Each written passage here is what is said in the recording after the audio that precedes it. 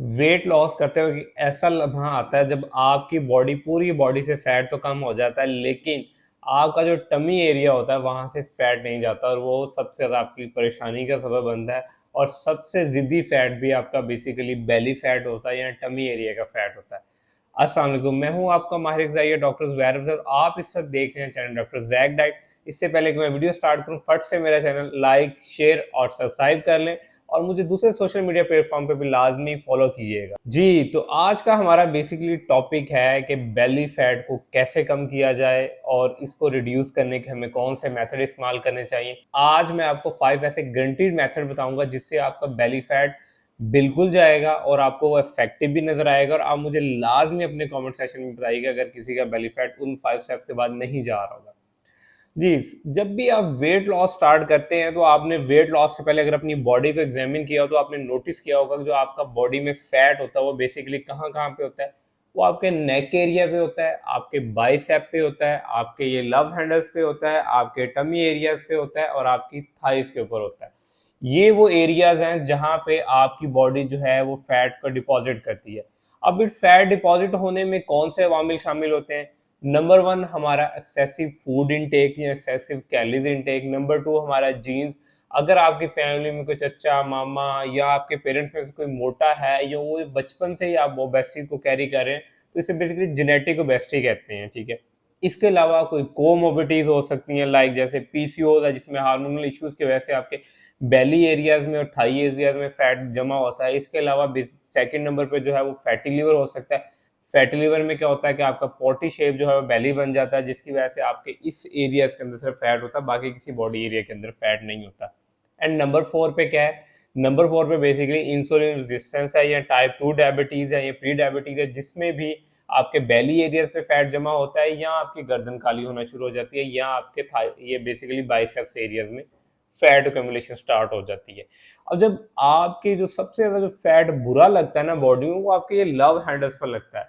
वैसे सुनने में लव हैंडल तो बहुत अच्छा लगता है कि प्यार के बने हुए हैंडल, लेकिन ऐसी बात नहीं है। ये लव हैंडल सबसे ज्यादा बुरे लगते हैं।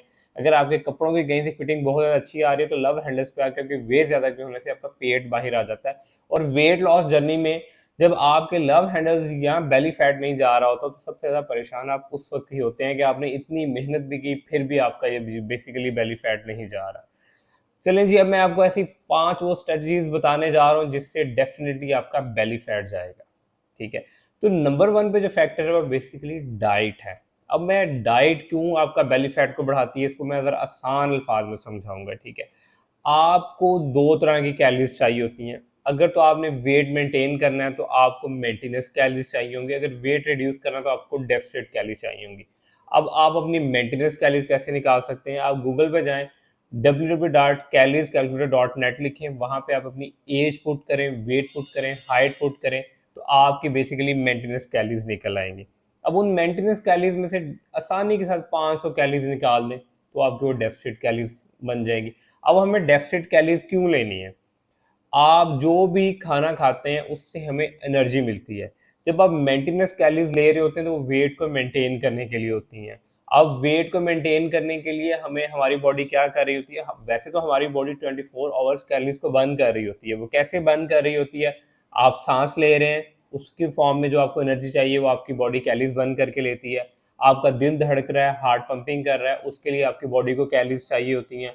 इसके अलावा आप कोई भी चल फिर रहे हैं, काम कर रहे हैं, उसके लिए आपको कैलोरीज चाहिए होती हैं।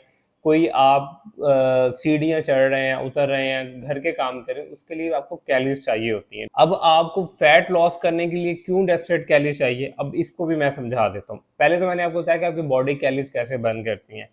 अब आपकी बॉडी की नीड्स थी बेसिकली 2000 कैलोरीज। 2000 कैलोरीज थी जिसके नतीजे में आपकी बॉडी ने क्या करना था? आप जो डेली के काम कर रहे हैं उसको करना था, ठीक है। अब 2000 उसने कंज्यूम कर ली, उसमें क्या होगा कि आपका वेट ही मेंटेन रहेगा क्योंकि उसको 2000 जरूरत थी।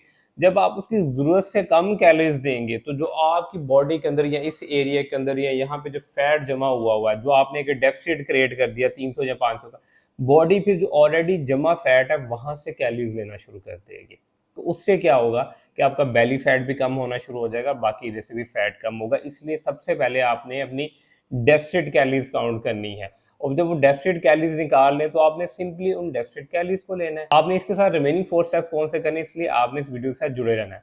नंबर 1 स्टेप में आपने अपनी डेफिसिट कैलोरीज काउंट कर ली। अब डेफिसिट कैलोरीज काउंट करने के बाद नंबर 2 स्टेप आपने क्या करना है, नंबर 2 स्टेप आपने ये करना है कि अपनी डाइट के अंदर एक मॉडरेट फॉर्म में प्रोटीन ऐड करना। वैसे तो 70 to 80% पाकिस्तानी जो है वो बेसिकली प्रोटीन डेफिशिएंट है, वो कार्बोहाइड्रेट्स का इंटेक तो उनका बहुत ज़्यादा है। जब भी उनका एक बेसिकली डाइटरी कॉल लेता हूँ मैं तो 70% पाकिस्तानी जो है वो प्रोटीन डेफिसिट होते हैं। जब आप प्रोटीन अच्छी अमाउंट में नहीं लेते तो आपकी बॉडी में रिपेयरिंग नहीं होती, आपकी बॉडी में बेसिकली जो है मसल ग्रोथ नहीं होती, जिसकी वजह से आप फैट लॉस भी नहीं कर सकते। फैट लॉस के लिए मॉडरेट फॉर्म में प्रोटीन इंटेक जरूरी है। अब अपना प्रोटीन इंटेक कैसे निकाल सकते हैं, आप सिंपली इसको 1.2 मल्टीप्लाई योर बॉडी वेट। मिसाल के तौर पे अगर आपका बॉडी वेट जो है 60 है, इसको 1.2 से मल्टीप्लाई करेंगे तो आपका डेली प्रोटीन इंटेक निकल आएगा। आप डेफिसिट कैलोरीज के मील्स में एडजस्ट करें तो आप एक अच्छी अमाउंट में प्रोटीन भी अपनी डाइट में ऐड कर चुके हैं। सेकंड स्टेप भी आपका कंप्लीट हो चुका है। और प्रोटीन के कौन से अच्छे सोर्सेज हैं, प्रोटीन के जो सोर्सेज हैं उनमें आप सस्ता सोर्स है एग है, मटन ले सकते हैं, फिश ले सकते हैं, इसके अलावा आप नट्स ले सकते हैं। सब्जियों में अगर बीन्स फैमिली बहुत अच्छी है, दालें बहुत अच्छी हैं, आप चाह रहे हैं कि आपको प्रोटीन की बहुत अच्छी बायोअवेलेबिलिटी मिले तो आप एनिमल सोर्स पे ज़्यादा फोकस करें, जिसमें चिकन है, मटन है और फिश है। इसको आप अपनी डाइट में लाजमी इंक्लूड करें। अब आ जाते हैं हम नंबर 3 स्टेप की तरफ से। आपने कैलोरी डेफिसिट डाइट प्लान भी बना लिया, अच्छी अमाउंट में प्रोटीन भी ऐड कर लिया। अब नंबर 3 स्टेप जो है वो बेसिकली है आपकी वॉक। और आपने वॉक कौन सी करनी है, वो आपने लेयर वॉक करनी है, सुकून के साथ पीसफुल होके। वॉक के लिए ना तो कोई आपको इक्विपमेंट चाहिए, ना कोई आपको जिम जाना है, ना ही आपको कोई फीस भरनी है।